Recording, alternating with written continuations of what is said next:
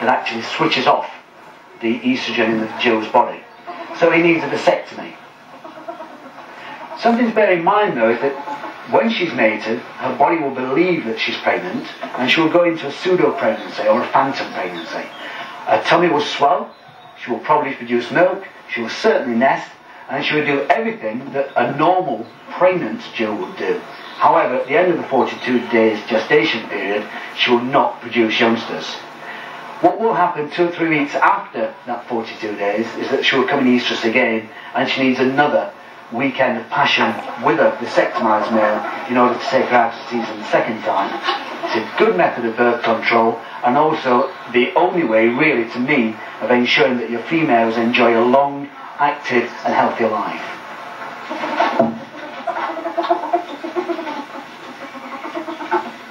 When we're breeding animals, there are various systems that we may wish to use. The first one is known as inbreeding, and inbreeding is quite literally breeding within the immediate family. So for instance, we could breed brother to sister, we could breed father to daughter, or mother to son. Now a lot of people would say that that is bad. It isn't, providing that you practice selection. Selective breeding is the key word. What we need to do is to select the animals to go together, and we want perfect animals. The old adage is put the best to the best and hope for the best, and that is really what we need to do. If you're inbreeding, then of course you know exactly what chromosomes, what genes you actually have within that little system. Something that, if you like, is diluted in breeding is called line breeding. And on line breeding, this is where we breed together fairly distant relatives, for instance, grandparents with grandchildren, cousins or nieces with their uncles, etc. Line breeding, diluted inbreeding, but again, providing you practice selective breeding, nothing wrong with it. Every now and then, we all decide that our own animals need a little bit of improvement, and so we actually go outside our own breeding to get a cross and bring it in, and that is known quite literally as an outcross. And an outcross often introduces other genes that we don't know about, so there's always a danger, but it also introduces something called hybrid vigour. Hybrid vigour, in theory, makes our animals fitter and stronger. In practice, it doesn't work out quite that easy. Personally, I use a lot of inbreeding linked with line breeding, and very, very occasionally an outcross. But when I bring in an outcross, I never ever use it with all the females. I always keep a pure line of my own animals until I know for definite which genes the outcross is carrying. The female's estrus is triggered by the length of day to the length of night. It's known as photoperiodism, and lots of animals like chickens and sheep, etc., all exhibit the same characteristics.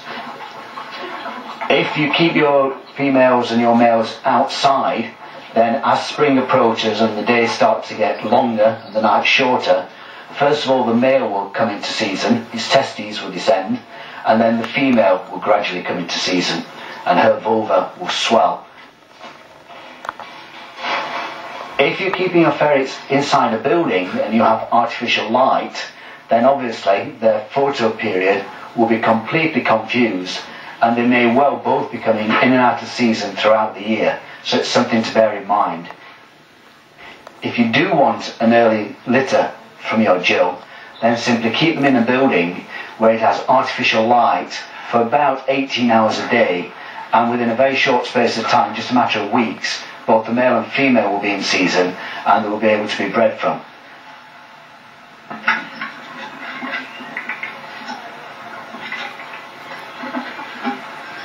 And the breeding of ferrets will obviously result in these. These are 3 young kits, they're about 8 weeks old, and although at this age they have lots of R appeal, people look at them and say, "Ah, aren't they pretty?" They are growing, they're eating, and there won't just be 3 in a litter. Litters can be anything up to a dozen or even more, and once you've produced a litter like this, the questions you have to ask yourself are, how am I going to get rid of them? Well, they're the kind of questions you should ask yourself before you breed. If you're going to breed any animals, you should do it for a purpose. It may be that you've got some ferrets that you think are good and work well for you or win you shows and you want more of them.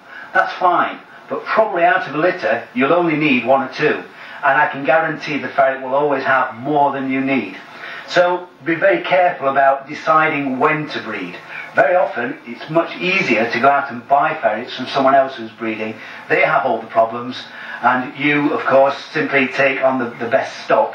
So breeding is not something to be entered upon very lightly. Of course, if we're going to produce animals like that, what we need first of all are a pair of adults to actually breed from.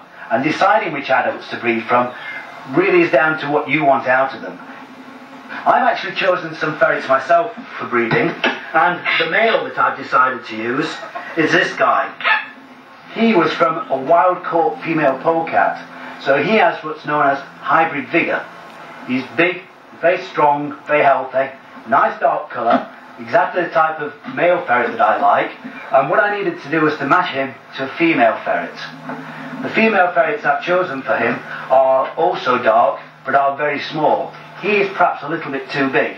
So what I'm trying to do is, by putting a big ferret to a very small ferret, is get something in between.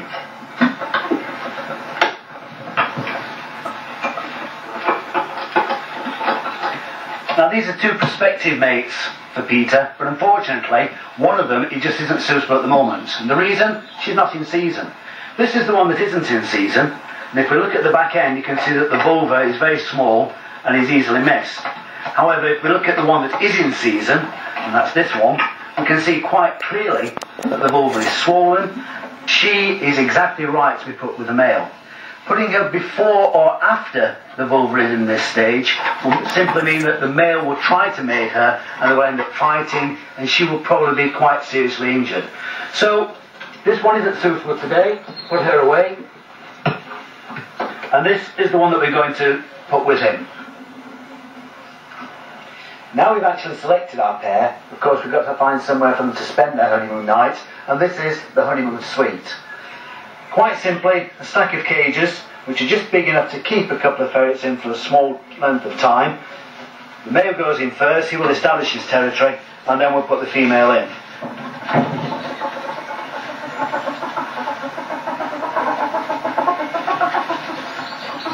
For the actual mating, the hob will get hold of the Jew by the scruff of the neck and will bite so hard that will probably break the skin and draw blood.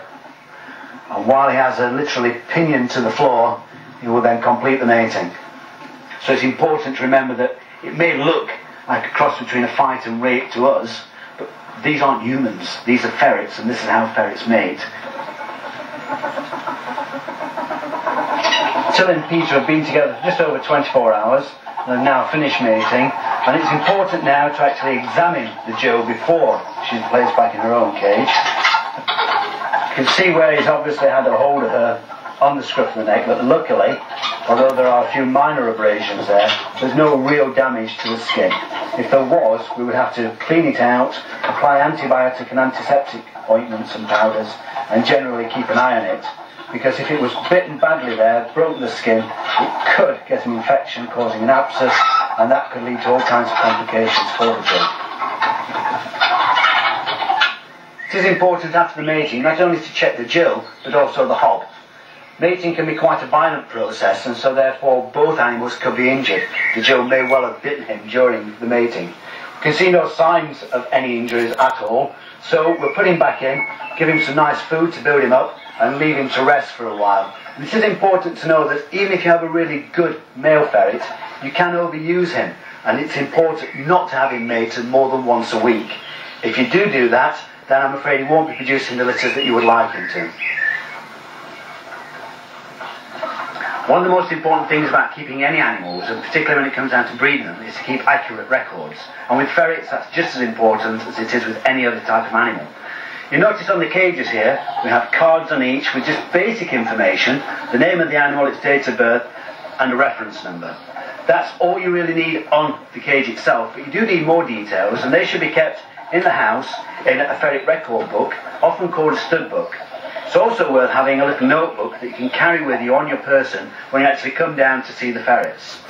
This book contains all the details, every single relevant detail about the ferrets, and this book is what you write things down in as they happen. And it's important to write them down at the same time, not to think, well, I can remember that, I'll do it tomorrow, because I guarantee your memory will fail you when you really shouldn't.